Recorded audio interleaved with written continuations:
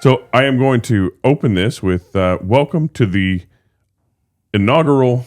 I don't know. Do we say inaugural? Because it's not going to be annual. It's I don't know if that necessarily matters, but the first Aloha Deep Dive podcast. Wow. And I'm John Watts, your host. Along with me is Brad Cook, owner and operator and chief fun officer of Aloha Pools and Spas. He's got that radio voice going. And we got video running. I've got a radio face too. I don't, Yeah, I forget who I was saying this to yesterday, but I said, what company do you know, what pool company do you know that has a freaking podcast, right? Right. Yeah, So, and I'm excited about it, though. Part of why we were doing this, of what we wanted to do this, is to help educate customers, help talk about things that they want to hear, and we welcome their feedback on the things they would like to hear, because ultimately it needs to be relevant to them.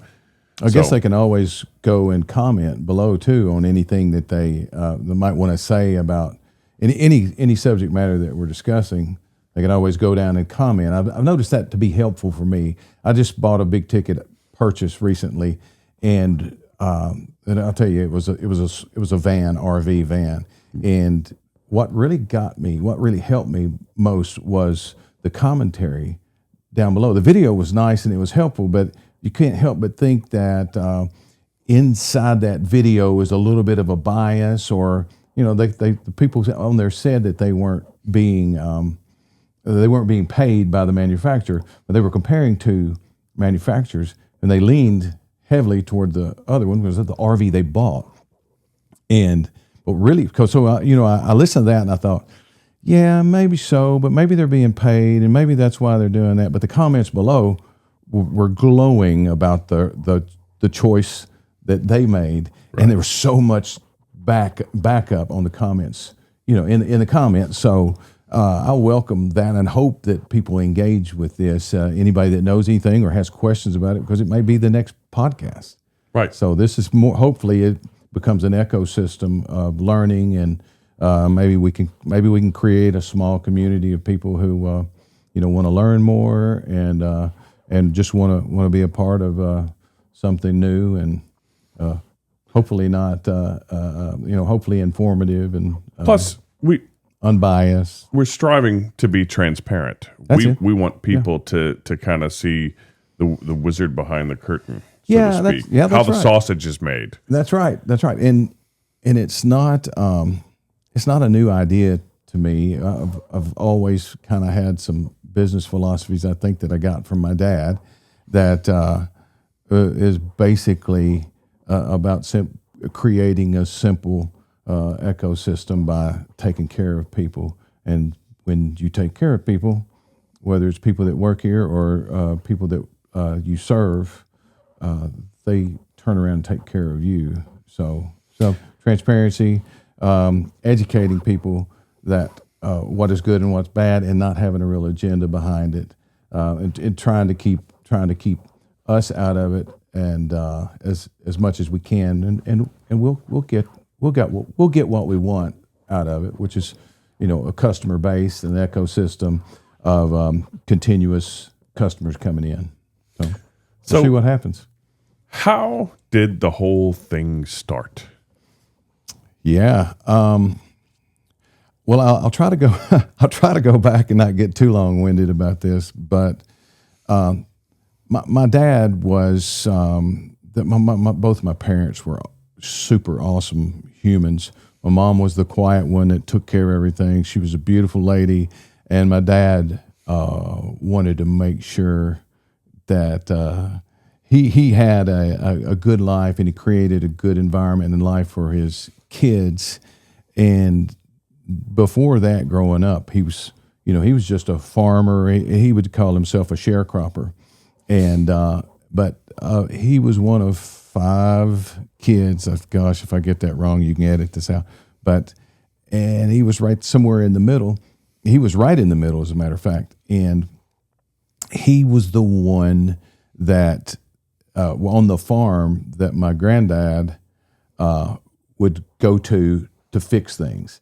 And for whatever reason, my dad just had this mechanical knack about him. And one of the things that he was known for, and that he had the first air conditioner in a truck of anybody in Dyer County or Obion County, and what he did is he went to a junkyard and found a Cadillac air conditioner. So he stripped it out and put it in his truck. So wow. he liked nice things, and but he had the mechanical ability to create that for himself, and then later in the story you'll see for his family, because 1967 I was a baby.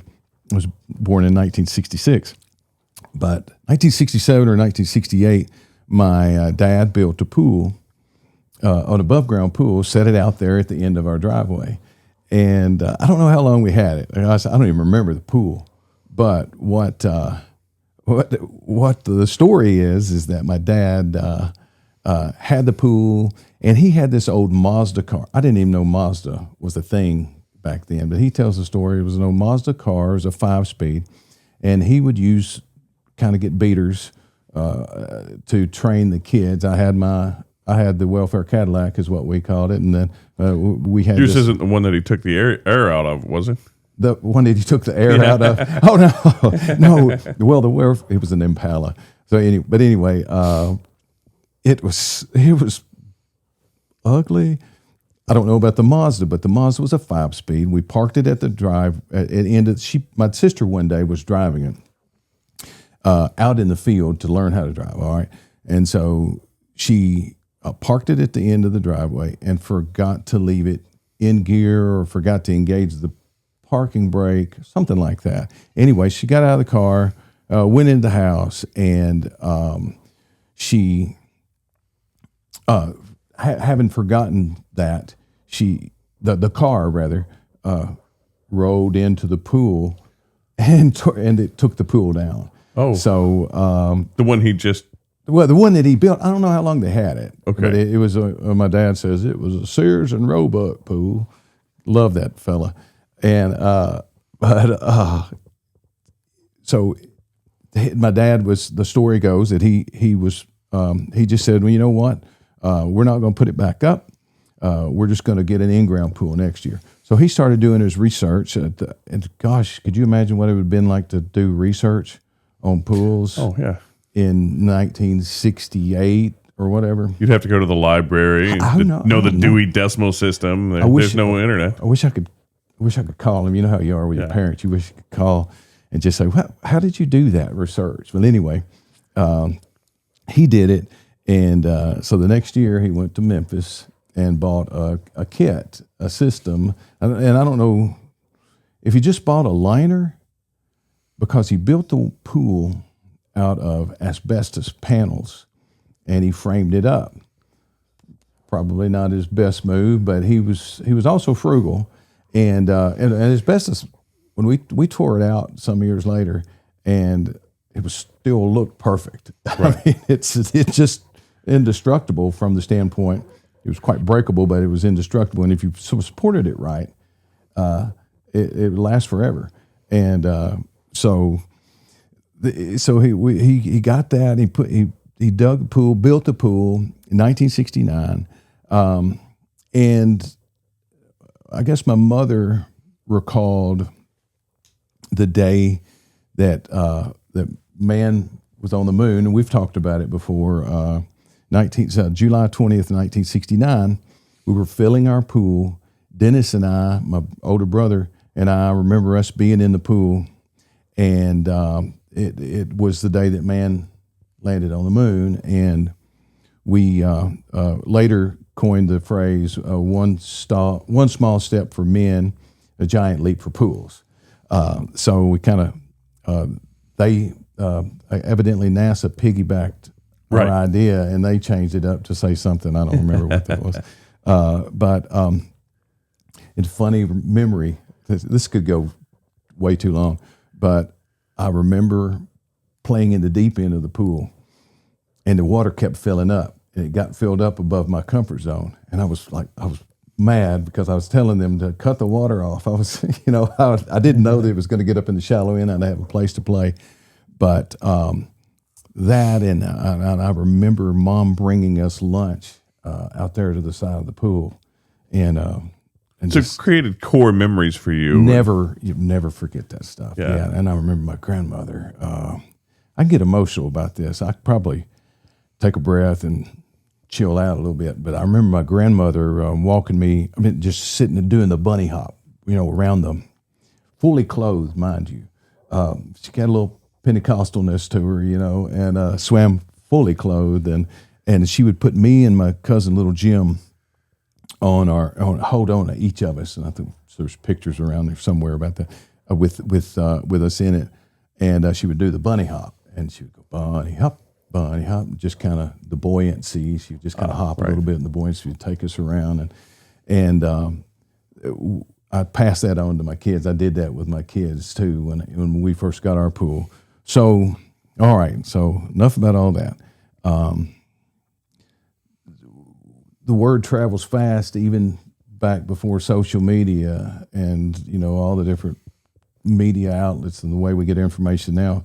Word traveled fast enough for people to find out that my dad built us a pool, and so from that, I don't know who the second. I'd have to ask one of my brothers would be the historian of the family to say who the next one was. It could have been the Whitsons, which was just around the corner, farmer family, great salt of the earth people. And I know we built them a pool. It might have been our second one. And slowly the business kind of took off in that. Back then there weren't many pool builders around, I think in 1969. And that wasn't even was that your dad's goal when he built you the pool, or? Not at all. Yeah, he just. No, he just wanted to build us a pool.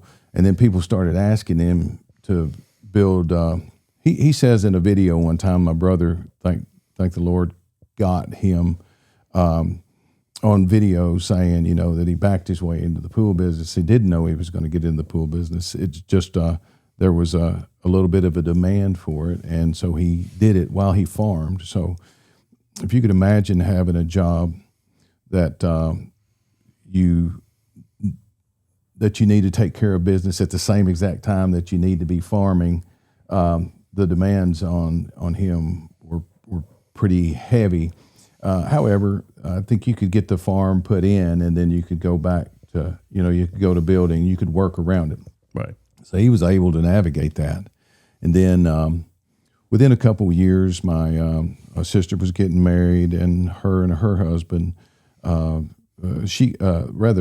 husband got in with my dad and started helping with pools. And my dad, I don't know if he saw it as kind of a way out, but he was in and out of that part of the business for, I would say, about 3 years. Well, my older brothers in the process, they were the ones that were helping him, along with some of their friends, helping him build pools. So it kind of sunk in with them. Farming wasn't really a passion for any of my brothers. I think my dad, I don't know if farming was my dad's true passion, but it's almost like when you grow up doing something, it's just kind of what you do. And so it was a farming family, and that's the way you made a living back then. So I don't know if that was my dad's kind of end goal or not, but because he ended up getting out of he kept farming, got out of the pool business, and went on into the real estate business. And he invented some things for farming. He invented a farming equipment piece called the sickle cell. Sickle cell. Sickle. You know what? We'll have to come back to that. Anyway, it was this quick change device. He did a lot of trade shows, and he sold it to a lot of farmers. And it was a way to change the cutter bar on a combine. I was still a kid when he did that too, so I don't remember that very clearly. It's coming. The sickle cell's messing with your memory. Yeah. There you go. That's exactly it. And when I said that, I was like, it's just not it, bro. That is not it. He also, I'm trying to think of what. Oh yeah, I was going to say he had this kind of passion for what is it called? I had it. Now I went away. It went away. The perpetual motion. He had this fascination with perpetual motion, and so he'd sit down in the shop, especially on up in his years, when he wasn't so obligated to provide for the family. He could sit and think about that, and his mind would fixate on. And he's got this bicycle wheel, and he's been gone for a while. And at some point, we're gonna clean up the estate and probably fight. We're not a fighting family. But we might get in at least a bidding war over, some of these inventions that didn't quite make it, but great memories of him. So he was that kind of guy, And he ended up in the real estate and auction business. He was fairly passionate about that for a while. Meanwhile, the pool business started kind of evolving, and the idea that my brother-in-law and sister took it to Troy, Tennessee, and on up around 1990, I had an opportunity to become a partner with my sister in the business, and there was some, some personal things went on that created an opportunity for us to change the name of the business from Custom Pools, which is what my dad named it. And we had this friend of my brother's in Little Rock, Arkansas, who had a place called Aloha Pools. Well, back in that time, one of your biggest advertising opportunities was the Yellow Pages. So, right. So we captured the A in Aloha, and so the Aloha Little Rock was a friend of my brother's, and my brother Doug said you should name it Aloha, because first in the Yellow Pages, and so I was so I got fixated on a words, right. And then because I would think, well, if AL. So if AA got in front of it. Right. Thankfully, no one had AAA pools. Well, and then I thought, okay, so where are we going to take this? What about 7A pools? Right. Like when is somebody going to come in? And then I imagined answering the phone saying A and A and A and A and A and A and A. I don't know if I got the 7, but yeah. So we ended up sticking with Aloha, and we had a lot of fun with that, and so. Yeah, I mean, I made up a song to the tune of Hawaii 5-0. I don't know what year it was. I remember we were still in Troy when I did it, so it was 91 or back 90, 91, 92, because in 93 we moved to Union City. And then we went to, and my brother, so it was my brother and I, it was my sister and I, first for a couple of years. My brother was in swimming pool distribution, so and I probably skipped some of the part where my brothers had the passion for the pool business, and they're both still in it.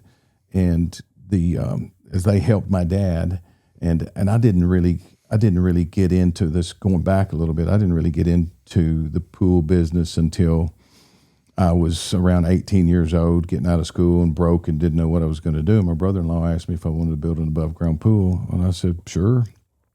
He gave me some instructions, came out on the job, and kind of told me some things, and how to build it about halfway. I don't think he had ever truly built one, because it was just a new category he was adding. As I took these instructions, 18 years old, and I spent about a week building the pool, and I think we got it all right. And I think it ended up all right. And the guy, I don't think he hated us. He probably felt sorry for us. And I thought, man, I'm never going to do that again. That sucked. And it did. Man, it did suck. Then my brother paid me. I was like, all right, that's not okay. And then that money ran out, and my brother-in-law came to me again, and he said, you want to build another one? I said, no, yeah, I'll do it, because I didn't have any money. So we got a little bit better. And fast forward, got a little bit better and a little bit better. And I'll never forget the time that me and two other guys built our first above ground pool in 7 hours. It was a couple of years later, I'm trying to think, it was probably around 88 when I started doing that.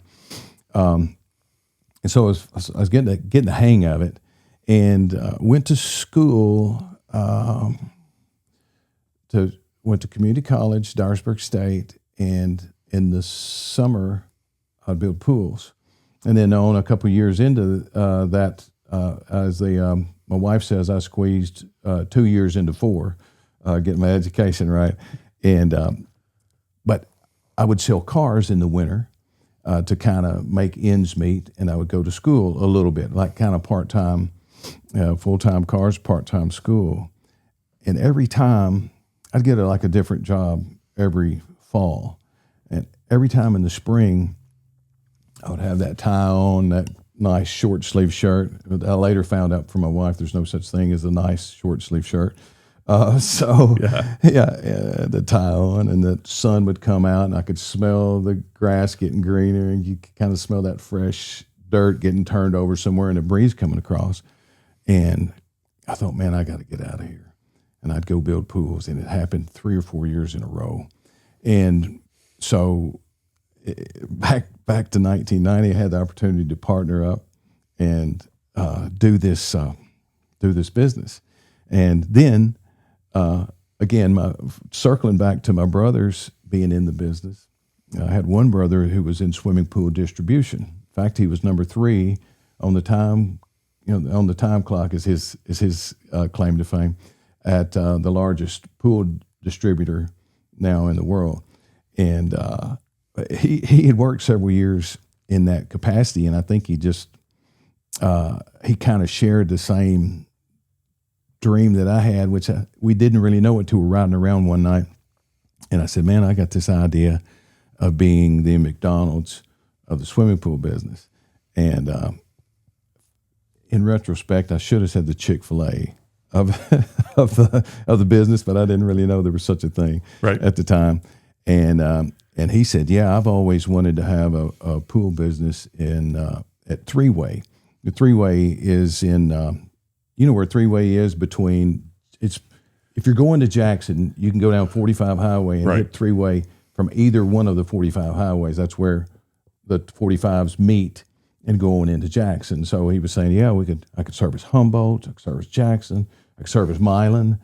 And so within a year, I'm not even sure that I think he actually started working with me, helping me finish up some pools. And if I remember correctly, the people from SCP were looking for him. They finally got a hold of him. He said, yeah, I'm gone. But we started kind of immediately. And I'll tell you, I love that guy. But when he got there, it was the longest summer of my life. I forget when he got there, but he's a bulldozer. He's a badass. I love him to death, and I hope that we iron sharpened iron. I hope he got something out of our time together as partners, because I learned a lot from him, and some of it was what not to do. All right, but a lot of it was what to do, and we would go to seminars, and we would train, and we would learn, and we'd sit in the hotel that night and drink bourbon and talk about, what we can do to make the pool business better, or what make our business better, what we could build pools faster and better. And that's how we kind of grew. From 92, we put a store in Jackson, old Waffle House location. 93, we moved from Troy up here to the location we're in now. 98, I think, my niece Tiffany had gotten out of college, and we found ourselves going to Paducah a lot and passing other pool companies on the way to build pools. Mm-hmm. So we felt like there might be a need up there. We felt like there was a need. We were fulfilling it from an hour away. Back then, an hour away was like 2.5 hours. We would go up there and spend the night in hotels, but also we would work till we were just about to fall. So it wasn't like, Right. kind of like what we're doing now, where we work till 6 or 7 o'clock and go shower. And the guys now, they travel a lot, but they have a life, But so we ended up putting Tiffany and her husband to be Chris. And and forgive me on the timeline of everything. At that time, I'm sure they were married, and bought a place up in Paducah, out by Paducah Mall, which we eventually moved over to where the store in Paducah still is. And I'll get to how I'm no longer affiliated with the Aloha Paducah or Aloha Jackson, but then 2000, that was around 98, and then 2008 rolls around, and there was this big crash, and like January, the first day back in January, we got a fax that said, you remember what a fax machine is, right? Oh, yeah. Yeah, I remember. You're not that much older. I remember driving down the road about 5 or 6 minutes away from a place in Troy and faxing things to people. So not only fax machines, but it was a place where you could go and pay to fax, right? So kind of funny where we are, how far we've come in this time. And so help me get back on track. You were in Paducah. You had the store in Paducah. Yeah. And I think you said 98 there was a crash. We got a fax. 2008 or so. Yeah, you were faxing and all that. Yeah. We got a fax saying Key Bank is no longer loaning money. And I don't know if we were 50% or 60%, but it was kind of like the Wild West. And there's movies about it, about how people were just borrowing money. If you had zero equity in your house, they would loan up 110% of the value of your home or 120% of the value of your home. And everybody was just overextending themselves. It's like The Big Short. That's the movie. I think that's the movie, right? And so I've always been kind of a geek of self-improvement and always tried to kind of stay on the cutting edge of, I guess at that point, it's the cutting edge of basic survival because, but anything you read, you can read it and say, I don't know, better hunker down. But I read something from Roy Williams. You know who Roy Williams is? Roy Williams? Oh, yeah, Wizard of Ads. Wizard of Ads, okay. So that said something to the effect of you can hunker down in the storm or you can go out and face the storm. So I thought, well, how would we face the storm? And so I called my brother and I said, why don't we go to Cape Girardeau and open a store? And we had been, same thing as Paducah, we'd been building over there some. And so I thought, why don't we go and open over there? So that's what we did. So we opened Cape Girardeau. And so now you had Union City, Jackson, that's right, Paducah, and Cape Girardeau. That's right. So that was 2008. Then it helped to kind of hold us afloat. And we went on through, I think it was one winter in 2013. It was the winter of 2013, rather. And a customer of ours who we'd built him 3 pools at this point. He moved around. He was in the medical profession. And he called me from Jonesboro, and he said, Brad, I'm having trouble finding somebody that'll come out and talk to me about a pool. And so he said, can you recommend me somebody? And it was winter. Didn't have a whole lot of work in the winter. And I said, hey, I'll recommend you somebody, me. And so I thought, man, I can't believe there's a town in the world that's got the population that Jonesboro does, and there's nobody that will come out and talk to him about a pool. So I was going out there to help my customer / friend get a pool.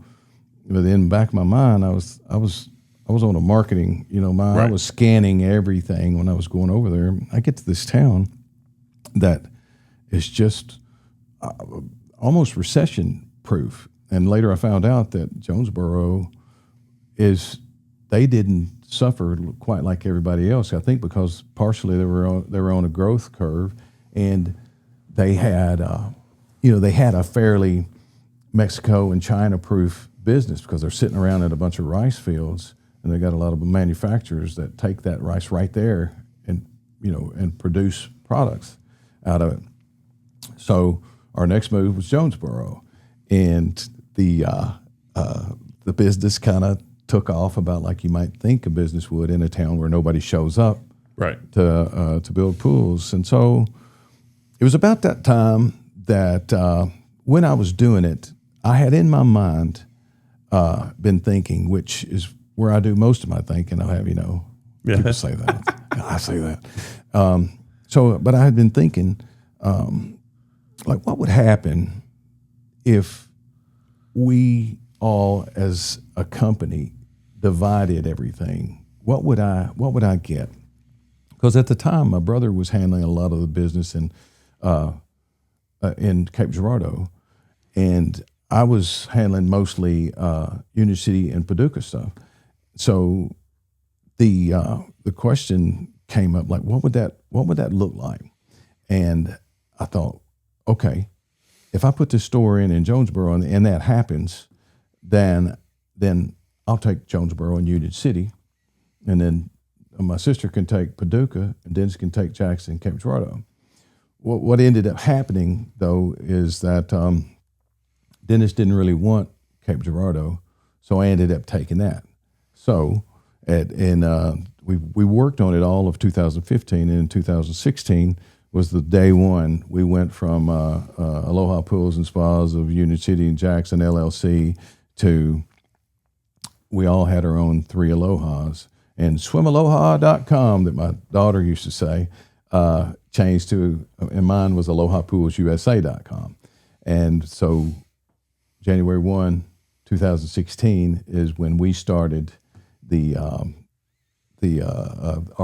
own Aloha with me and my team. So to be clear for the customer, because a lot of times this gets mixed up. Right. The Aloha in Union City, the inaugural store, the beginning of it all, it used to be in Troy, right, is not affiliated with Union City. I mean, with Paducah or Jackson. Yeah, anymore. That's right. Yeah, we're all our own businesses. I tell a lot of people that. So if you need service or something, and yeah, they service what they sell. We service what we sell, and we all. The thing I tell people that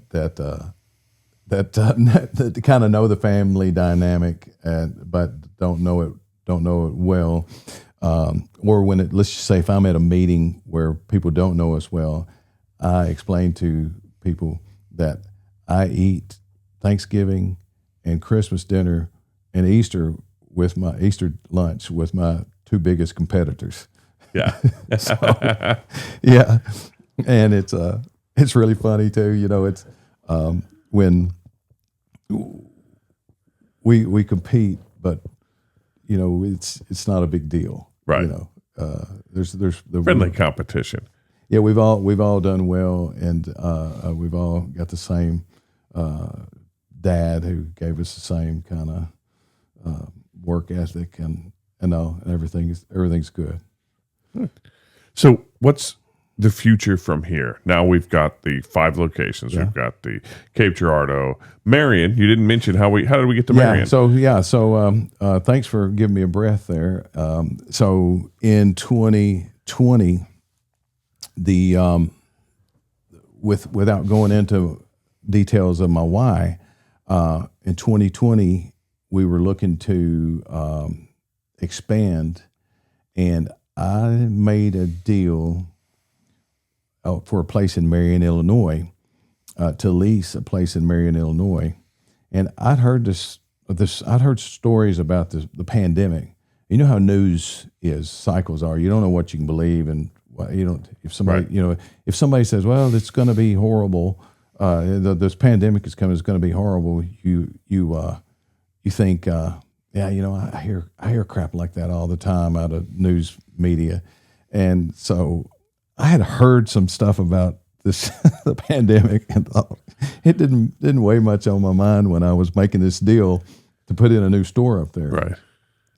But once I got the old ink dried there and started the remodel process and started sinking money into this thing, the pandemic started gaining momentum. And I don't remember when things started shutting down, but it was about the time that we opened up. We opened up on April 20th, and the McAllister's next door was kind of not shutting down, but you started wearing masks, and you had all this new way, thank God, temporary way of life going on. And I was I was freaking out because stores were shutting down, and here I was just trying to open up. Right. And what ended up happening was it didn't take too long for them to determine that pool businesses was an essential business of all things. Thank God. And so I think they determined there was another risk of having pools that were stagnant and create, and then bacteria creating. Oh, and then, right. Yeah, that makes sense. So, hey, who was I to argue Yeah. that we were able to stay open? And then, what happened with the pandemic, for those of who had zero interest in a pool back then and are just coming around, or maybe just crawled out from under a rock, the pool business took off like a rocket, as did everything that all the leisure businesses that were Right. You needed something to be in your house. You wanted to go to your own backyard. Right. You couldn't go to your friend's house anymore in a lot of cases in places. You could still go camping, so the RV business shot up. Or you could still get out on a boat with your family by yourself, so the boat business shot up. There's money floating around. People didn't have to work. They were getting money. I don't know how it all worked because we worked our tails off. Right. But there was money, and we sold a lot of stuff. And so, but that time frame from Marion to, we were opening a store in Marion thinking, oh my God, I don't know what we're doing. And I kept on going back to my Roy Williams, with the storm, you got to fight through the storm, and you got to, and it's all, but I didn't really have a choice. I had to make it work. And it makes sense not trusting that. When we first heard the news of the pandemic, I didn't trust it. Because if you remember back in the day, even I think it was 09, between 09 and 11, I remember I saw the other day a memory on Facebook of one of the costumes I was wearing, and it was a full outbreak outfit with a mask and all this. And it was long before COVID. And here it was the bird flu, SARS. So... And it was whenever, and it was a Halloween costume. I was kind of, just prophetic, like making fun of the fact that everyone was saying that there was going to be this big SARS outbreak and the whole world was going to end and we were all going to die. Yeah. Then it just never happened. Right. It's like that was a dry run before they decided to, sprinkle the COVID on everything, before they started to send it through the 5G, towers and but it came fast, didn't it? It spread really fast. So then, of course, a lot of people didn't take it seriously whenever they said, it was coming, and then all of a sudden it was like, oh wow, this is really happening now. Yeah, and it was a scary time, and it was an odd time, but it was almost like a survival time for a lot of people, and us included. And so that was the Marion store. And what happened in the pandemic was, if you're gonna fulfill the need for for people's having pools, for people to have pools, and I've got this issue that I can't turn people away. I like growth, and I like to.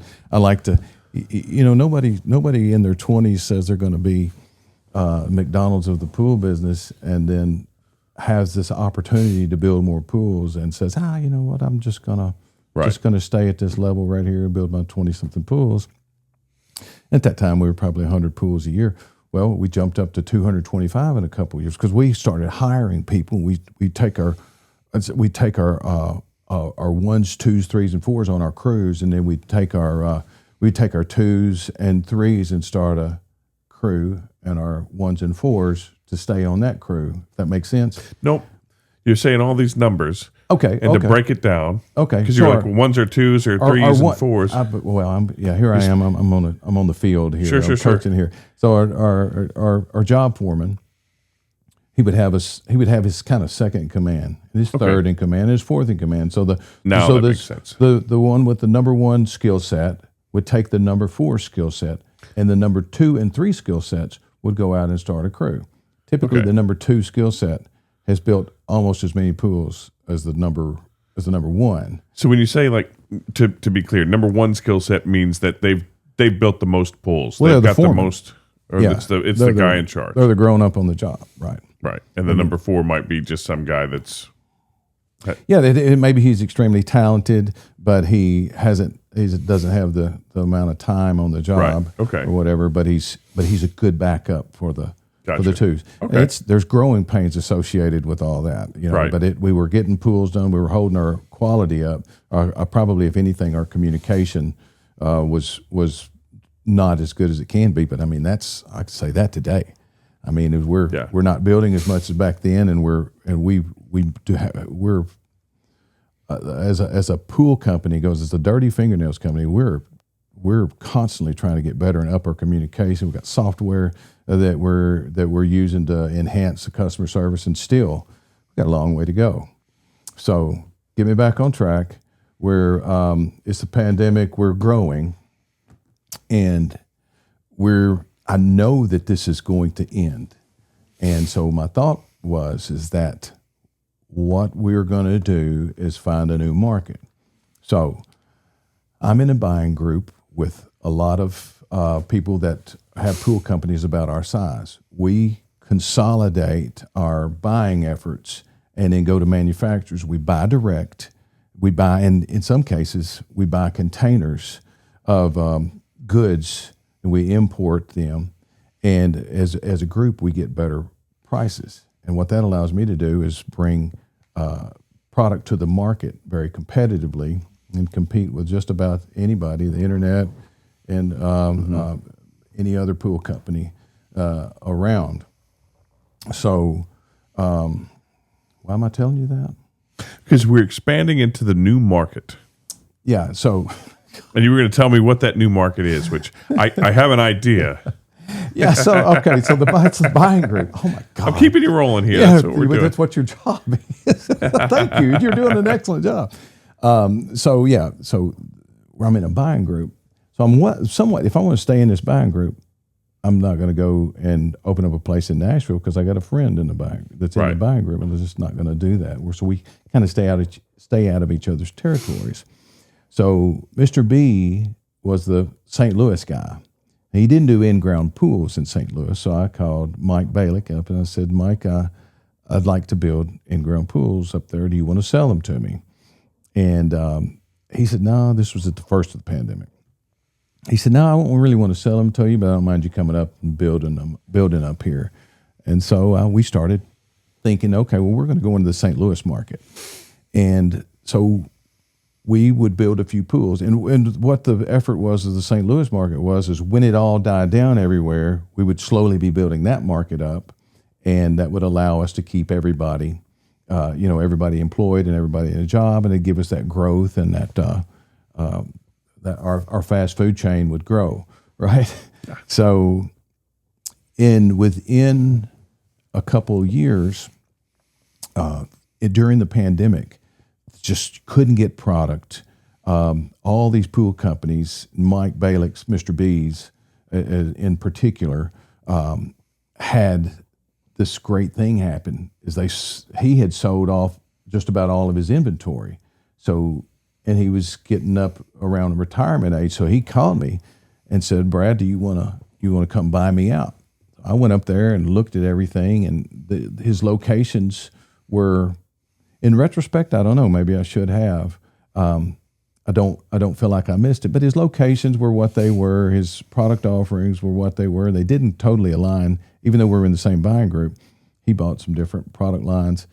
And I think the biggest reason I didn't is at that time, I could not handle what I had. So putting something in St. Louis wasn't really the option. I was just going to try to handle it off advertising on social media and advertising on the internet and try to make that sustain us. And so Mr. B's went out of business, but that allowed me to put my sights on St. Louis. So it took me a couple of years, and I set up one winter of 2024. I would go up there to St. Louis, and I would ride around. I've told multiple people this, but I would ride around, I'd see something, I'd turn around, and I would literally make myself car sick driving. I was driving. I'd make myself car sick looking for a place. When you get into St. Louis, if anybody's watching this from St. Louis, you may not know, but from a farm boy from Trimble, Tennessee, when you get to St. Louis, it's so densely packed and populated that there's hardly any bare ground. And you need for a pool store, you need a little bit of real estate. Well, to do it the way we do, yeah, because we like to display pools and all, and so. But I would make myself sick driving around looking for a place, and then I found a place on the interstate in Chesterfield, Missouri, and what happened next was I got the keys to the place. It was big, and it was like one of these huge, bold move things. And I was measuring one freezing winter day. They let me in the building. I started measuring. I was looking at all these walls that were going to have to come out. Extremely overwhelming. And I was thinking, well, I can do this. We could make this happen and all. The rent was high, and it was even a lease purchase option. And I started getting sick in my stomach. So I was staying in a hotel for a few days. So I went back to the room, and I just thought, I was sick. I didn't feel real good. And I said, you know what? I'm just not going to do this. And within about 10 minutes, I was healed. It was a miracle, right? But my body was telling me that I didn't need to do this. It's gut instinct, literally. Yeah, that's what it was. And so I tabled it, went on when I had a chance. Anytime I had a chance, I would go. I would go to St. Louis and look.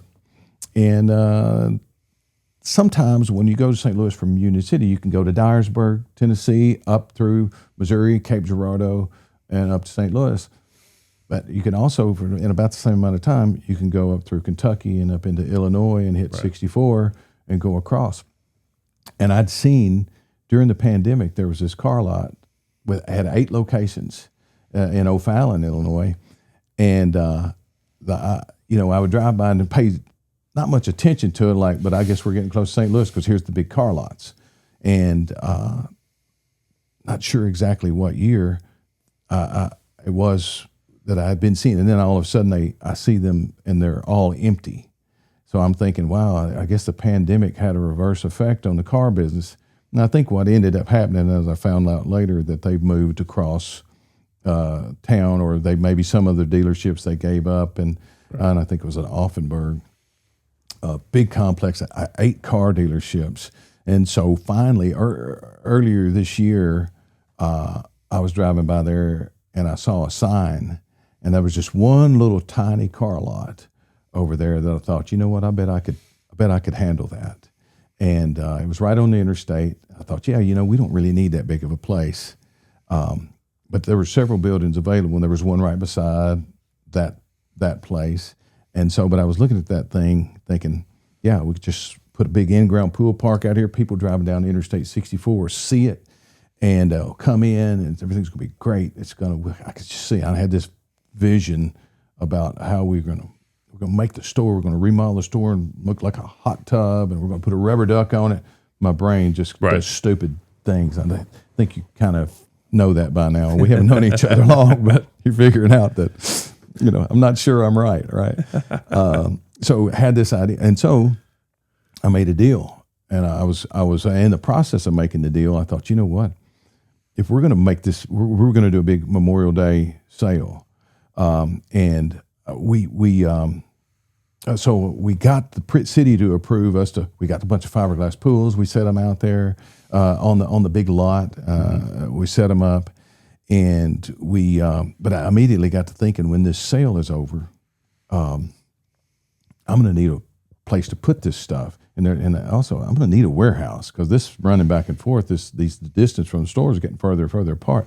So I'm going to make an offer on both of these things. And so we'll have the interstate location that you can see from the interstate, and we'll put our pool park here. And then if it really expands, we'll take the other location, take the retail part of it. It's a car lot. And so we put hot tubs in there, and we can make those hot tubs and swim spas in that location, sell pools out of this location. Kind of think of a Chevrolet dealership and a Dodge dealership, right, like you see around here.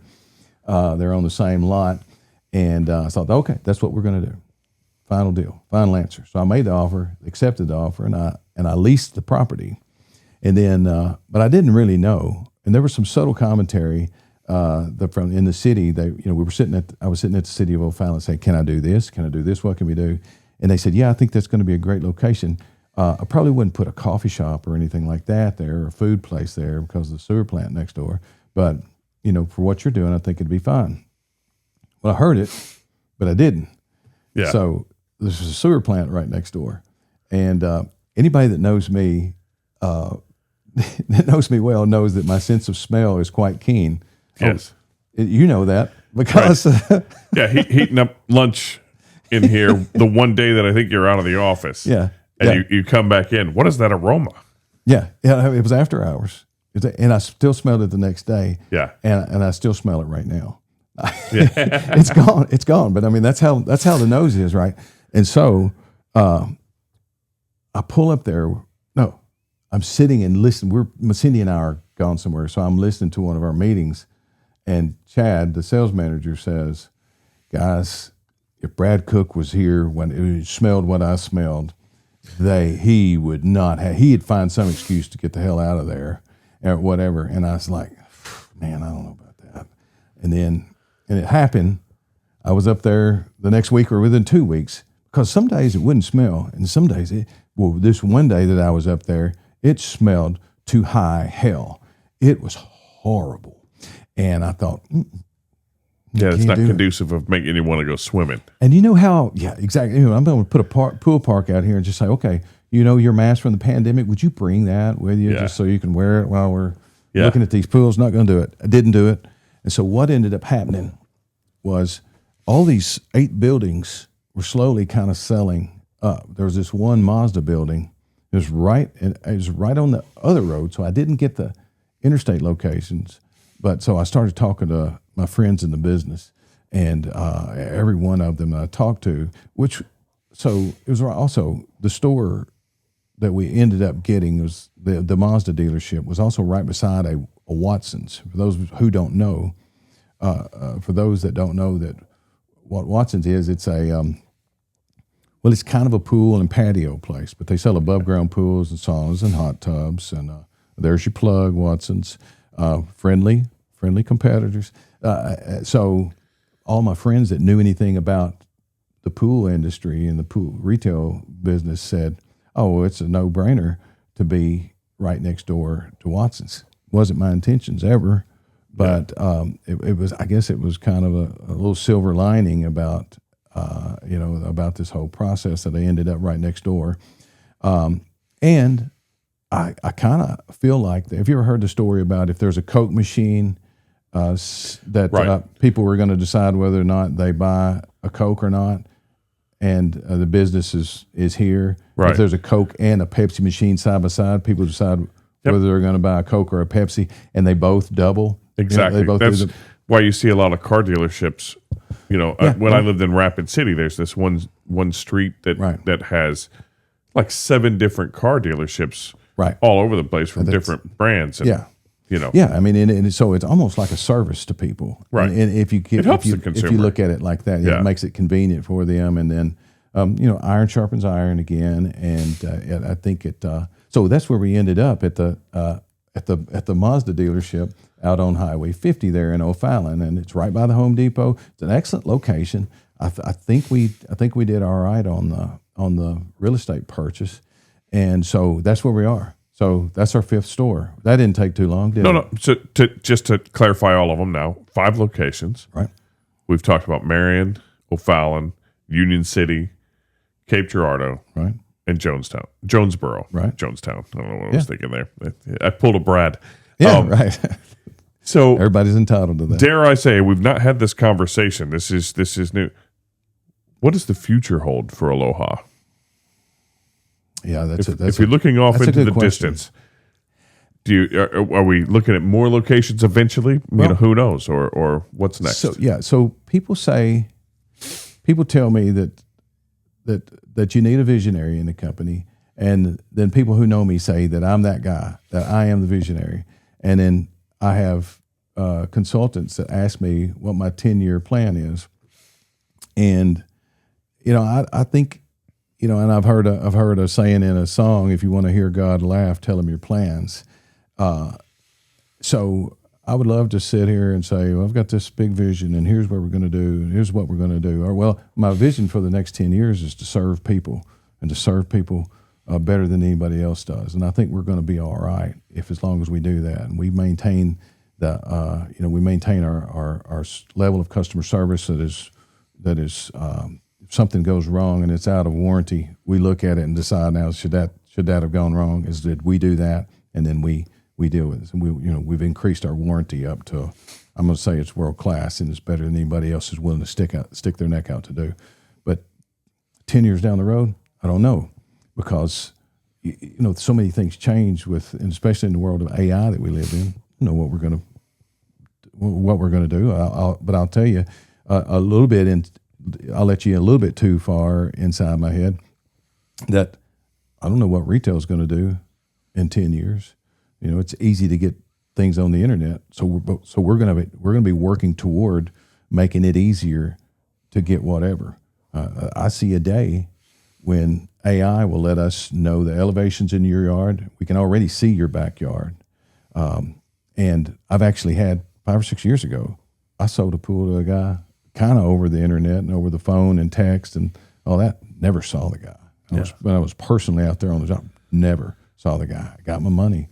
And he didn't want anything to do, with the relational side of things. He wanted his transaction, and it was fine. Yeah.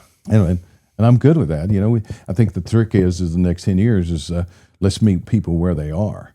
And right. So, doesn't matter if we have physical locations as much as people being able to. Well, going back to this podcast, why does a pool company have a podcast? I think and it goes back to kind of, I guess you might say it's part of our 10-year vision is to let people see from the seat that they want to sit in who we are and what we're about, where we came from, and get to know us. Hopefully within the next few months, we're going to have more video of a lot of the other people because we've got a lot of great people in this company. You're one of them. You're going to help us. You're going to help us. Well, you're going to help us. Look at this stuff right here. Are you kidding? Freaking pool company. And you didn't have any of this. Yeah. So and 2 months ago we didn't have this, but so 10 years. I like how we're tip of the spear. We're looking ahead. Soon all the pool companies will want to be like Aloha. That's right. Well, they can go to one of our seminars. We'll have all these podcasts with pool companies. And right. Well, I think we spent a lot of time. Not every situation is going to be like this with telling the origin of Aloha. We're going to get into things, talking about what should I get a vinyl pool? Should I get a gunite pool? Yeah. Should I look at this product reviews? There's a ton of different topics that we're going to do. It's not just going to be all about us. We want to talk about you, the consumer. We want to look at what your needs are, what your questions are, and answer them. And just in the spirit of transparency, continue to serve you. So that's the goal with everything we're doing here. I'm going to wrap this up on this first show and thank everybody for watching. And we'll see you next week. Yeah, maybe next time it won't run so long. But, there you go. This is our first one. Hey, we're still half of Joe Rogan. That's right. That's right. So, all right. And that concludes our broadcast day. Thank you, everybody.